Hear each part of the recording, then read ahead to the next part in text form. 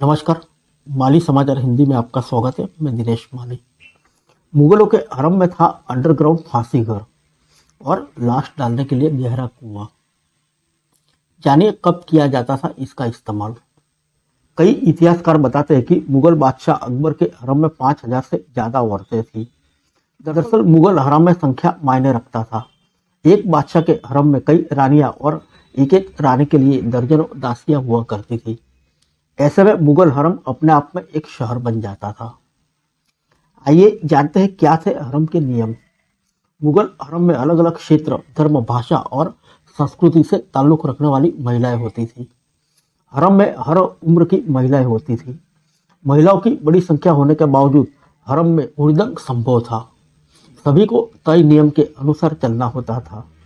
हरम की रानियां हो या दासी, सभी को कड़े नियमों का पालन करना पड़ता था। हरम की प्रत्येक महिला कड़ाई से पर्दा प्रथा का पालन करती थी। हरम में हर तरह की सुविधाएं होती थी, लेकिन वहां की महिलाओं को बाहर की दुनिया देखने की आज़ादी नहीं होती थी। हरम के बाहर और अंदर की दुनिया एकदम अलग हुआ करती थी। बादशाह ऐसे इकलौते शख्स हुआ करते थे जो पूरे हरम में कहीं भी जा सकते थे। वह कहीं भी अचानक हरम की व्यवस्था को जांचने बादशाह के अलावा उनके जवान हो रहे बेटे को भी हरम में जाने की अनुमति नहीं होती थी। हरम की देखरेख में लगे अफसरों को नजीर ए महल, नजीर ए मशकुया और ख्वाजा साक कहा जाता था। हरम के भीतर की जिम्मेदारी महिलाओं की होती थी। हरम के बाहर की जिम्मेदारी बादशाह के खास वफादार देखते थे। बाहर और अंदर के बीच संतुलन किन्नर बनाते थे। किन्नर हरम के बाहर भी जा सकते थे और अंदर भी।